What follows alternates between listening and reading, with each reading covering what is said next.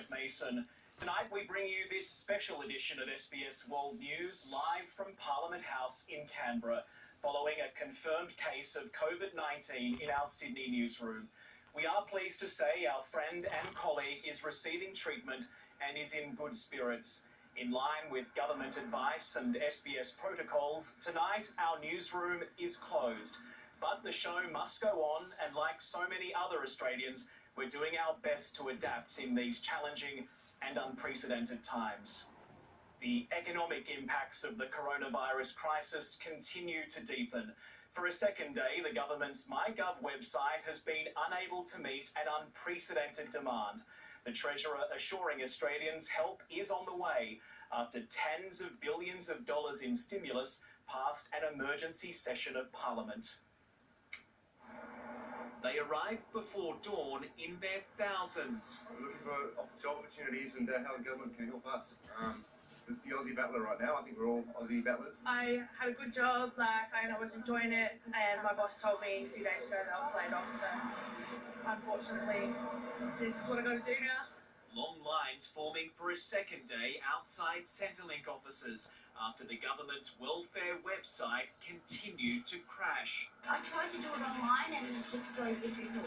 Yeah, they tell you to do it online, but it's just ridiculous. After yesterday claiming the website had suffered a cyber attack, MyGov has not been offline. It simply suffered from a distributed denial of service attack this morning. Today, this admission from the Minister. There's no evidence of cyber attack. No, probably should have waited for the investigation before jumping the gun. Confirming MyGov had crashed under the weight of 98,000 new job seekers logging on for help.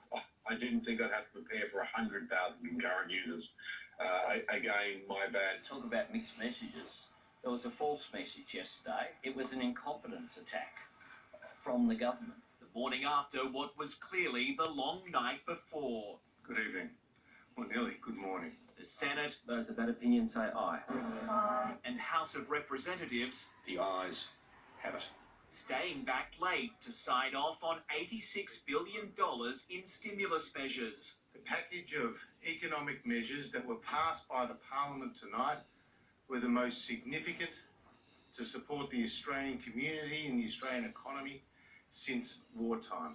Embracing calls from Labor and the Greens to extend the 6-month doubling of fortnightly payments to Youth Allowance, AusStudy and AbStudy recipients, benefiting up to 236,000 students. Perhaps up to 1 million people would get this new supplement on top of those who are already on Newstart.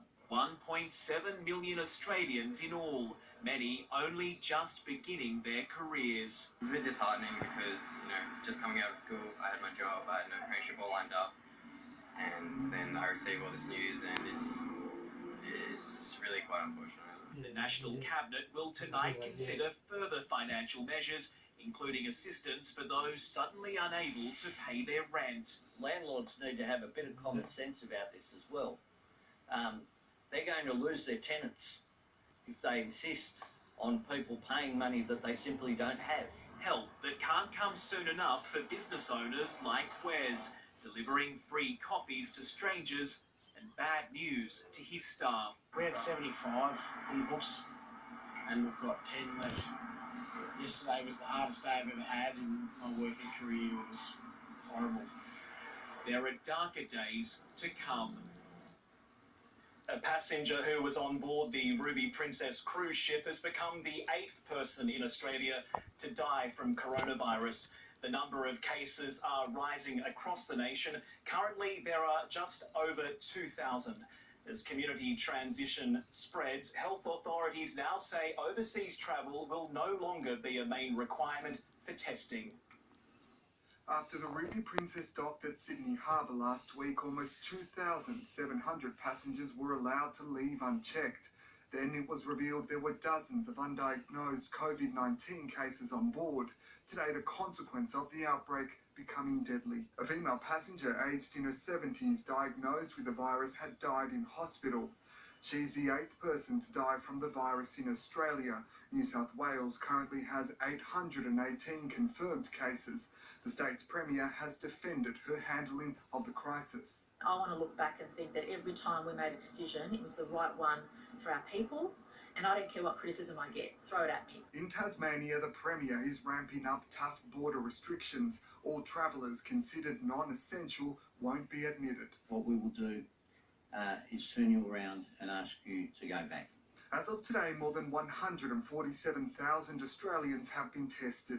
Current guidelines mean only people who've recently travelled overseas or had contact with confirmed cases should be swabbed, though there's growing pressure for that to change, and authorities are poised to do just that. We'll be removing the traveller component, but we're working on that at the moment. So there'll be announcements about that over the coming days. As for when exactly, that will be a decision of the medical expert panel. Authorities also with a blunt message for the growing number of confirmed cases. If you are tested positive, that is the moment you go home. Don't go to the pharmacy, don't go anywhere else, don't go to the shops.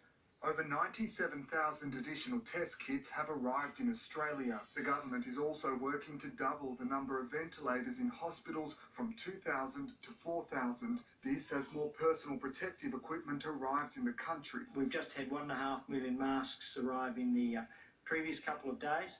There is mask production being developed in Australia. 54 million additional masks are expected by next month. 30 million of those will come in a fortnight. Pablo Vinales, SBS World News. It's been another volatile day on world share markets. Wall Street fell as President Donald Trump's stimulus package stalled on Capitol Hill. The Australian share market has closed higher today, even as economists continue to revise their forecasts. SBS finance editor Ricardo Gonçalves joins me now live from Sydney's Martin Place. Ricardo, Westpac is the latest. That's right, Brett. Economists at Westpac now predict